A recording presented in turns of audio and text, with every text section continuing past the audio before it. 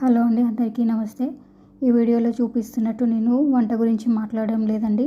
మనం రీసెంట్ టైమ్స్లో యూట్యూబ్లో, ఇన్స్టాగ్రామ్లో ఎక్కడ చూసినా కానీ డిఎండి ఎస్ఎంఏ పిల్లల గురించే వింటున్నాం కదా. డిఎండితో బాధపడుతున్న అశ్వంత్ ఇంజెక్షన్ కాస్ట్ 26 కోట్లు.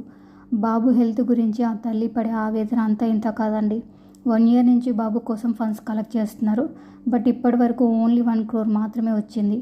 స్టిల్ బాబుకి 26 కోట్ల దాకా కావాలంట. ఇంకా ఎస్ఎంఏతో బాధపడుతున్న కేయాన్ష్కి 16 కోట్ల దాకా అవుతుంది. మన 2 తెలుగు రాష్ట్రాలలో ఇద్దరు పిల్లలే కాదండి, చాలామంది పిల్లలు సఫర్ అవుతున్నారు. నా వంతు సహాయం నేనైతే చేశాను. మీరు కూడా ఖచ్చితంగా మీ వంతు సహాయం చేయండి. ఈ విషయాన్ని గవర్నమెంట్ దగ్గరికి తీసుకెళ్లేలాగా చేయాలి. దీని గురించి ప్రతి ఒక్కరు మాట్లాడుకోవాలి, ప్రతి ఒక్కరికి షేర్ చేయాలి. ఈ విషయం గురించి అందరికీ తెలియాలి. అప్పుడే గవర్నమెంట్ అనేది పిల్లలకి హెల్ప్ చేస్తుంది. ఆ పసిపిల్లలకి ఈ టైంలో ఈ హెల్ప్ ఖచ్చితంగా అవసరం ఉంటుంది. ఇదంతా చాలామందికి తెలుసు, బట్ తెలియని వాళ్ళ కోసం చెప్తున్నా.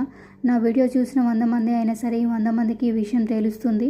వాళ్ళని చూస్తుంటే కన్నీళ్ళు ఆగడం లేదండి. ఆ తల్లిదండ్రులు పడే బాధ అంతా ఇంత కాదు. పిల్లల కోసం వాళ్ళు ఒక యుద్ధమే చేస్తున్నారు పిల్లలను కాపాడుకోవడానికి. అదేంటోనండి, దేవుడు కూడా ఉన్న వాళ్ళకి ఎప్పుడు కష్టాలను ఇవ్వడు, లేని వాళ్ళకి మాత్రమే కష్టాలను పెడుతుంటాడు. ఆ పిల్లలకి అంత మంచి జరగాలని కలియుగ ప్రత్యక్ష దైవం వెంకటేశ్వర స్వామిని వేడుకుంటున్నాను.